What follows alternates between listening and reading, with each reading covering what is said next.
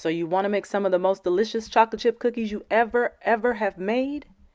This is the recipe you want. Moist, full of chocolate, nuts, crispy around the outside, everything you want in a chocolate chip cookie. Just keep watching.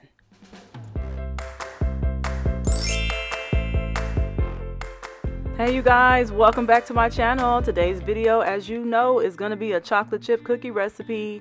It's pretty easy to put together, but when I tell you these are the most delicious cookies you will ever make, I am not lying. Give it a try, let me know what you think, but I promise you these are some of the best cookies that I have ever made. So you start out with oatmeal. Yes, these cookies do have oatmeal in them. They do not taste like an oatmeal cookie. Just to let you know, it just gives it a little bit of a nuttier flavor. It does not taste like an oatmeal cookie at all. It totally tastes like a chocolate chip cookie. I'm pulsing it down in the food processor just to break down the oatmeal just a little bit. I don't want the whole pieces of oatmeal in there, so I just want it to be broken down just a little bit. So I break it down and add all of the other dry ingredients, the flour, baking soda, salt, and a little bit of cinnamon. I do not like a lot of cinnamon in it, so I kind of keep it very minimal with the cinnamon. I'm not a huge cinnamon person, so I just kind of keep it very minimal with that, just 1/8 of a teaspoon. And that's it for dry ingredients. I go in with a whisk, combine all of that really well, and then I start working on my wet ingredients. Once our dry ingredients are well combined and start to look like this, we move that to the side and start pouring in our wet ingredients. We are pouring in first butter and sugars. Now we're using brown sugar and white sugar, a combination of both, and we'll mix that together with a spoon. For this recipe, you do not need a mixer at all. You can do this from start to finish with just a wooden spoon or a very stiff spoon. You can mix the whole thing. You don't need any mixers at all. No stand mixers, no hand mixers are needed. Everything is done by hand. So I just start out mixing up the sugars together to get those two well combined, and then I'm going to add the other wet ingredients. And the last 3 wet ingredients I'm going to add are lemon juice, just a little bit of lemon juice, eggs, and vanilla. Combine all of that really well, and that's it for wet ingredients. As always, if you're looking for the ingredients, I will leave them in the description box below of this video. Go on down and check it out.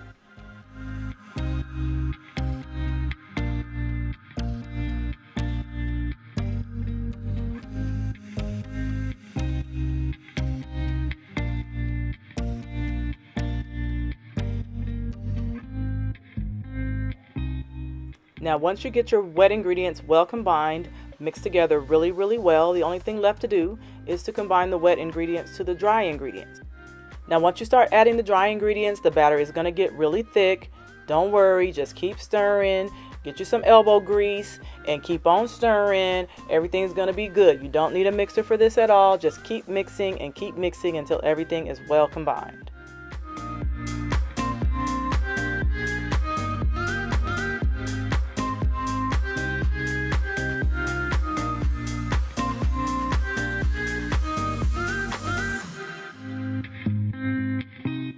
And as you keep stirring, you want to keep stirring to get all of the flour mixed in as best you can. Doesn't have to be 100% at this point, but just get it as well combined as you can at this point. And then we're going to start adding chocolate.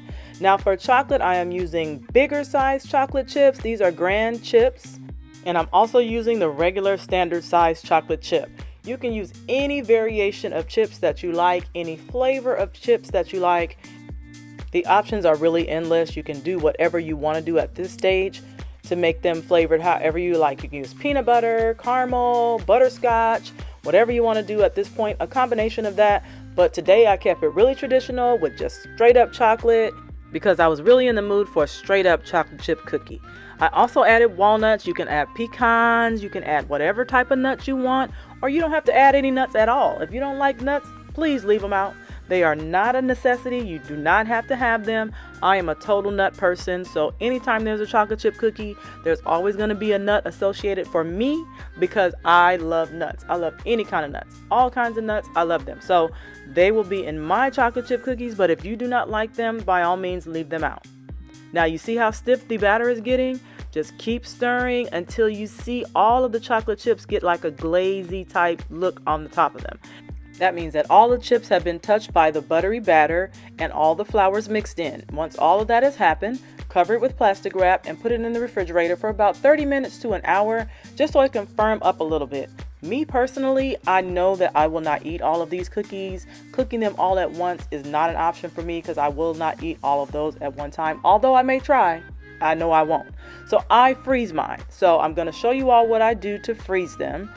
Now, if you just can't wait, you absolutely can bake them from right here. You can bake them right out of the refrigerator. After they sat in there about an hour or so, you can bake them right away.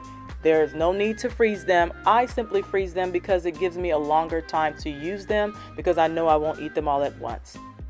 Now, when I measure them out, I start out with 2 different sizes. That being, if I want to give a bigger size cookie to friends or I'm cooking for someone else, I may want to do it a little bit bigger. But if it's just for me in the house or me and my daughter and my husband, we just want something quick. We want one little small cookie. We don't want to overdo it, trying to watch our figures and all of that. Then I can make the smaller one. So I do half and half. Half in 1/3 cup measuring cup size and 1 in 1/4 cup measuring cup size. And then I transfer all of that onto a tray. And then I cover them and put them in the freezer. They can stay in the freezer anywhere from 6 hours to overnight. They can stay in there as long as you want. I do freeze them individually though, so that they don't all turn into one big dough ball and they don't all stick together. Freezing them separately, they all end up staying separate the whole time. Before I put them into a freezer bag, I'm sure to write on the bag, chocolate chip cookies. They bake at 350 degrees for 13 to 17 minutes, maybe a little bit longer if you're trying to do a really big cookie. Some of the bigger ones may take a little bit longer, but watch them. Take them out shortly before they get done. Like, don't get them totally brown on the top. Trust me on this one. You don't want them to be totally brown on the top. Just let them cook just under and they'll come out perfect. Once they come out of the oven, they sit for a few minutes. The texture of the cookie will be perfect. So when you're ready to bake them, you take them straight out of the freezer. No need to thaw them. You can thaw them, but you do not have to. Put them on a parchment lined cookie sheet. Bake them in the oven at 350 between 13 and 17 minutes. It always comes out best around 15 minutes for me, and this is what they look like. Slightly undercooked, right in the center part is not fully browned, and that's what you want. That's what's going to give you that chewy texture in the middle. This is exactly what they should look like when they come out of the oven. And now the only thing left to do is go get you a tall glass of milk and admire what you have just done. You have made some of the best chocolate chip cookies you have ever made.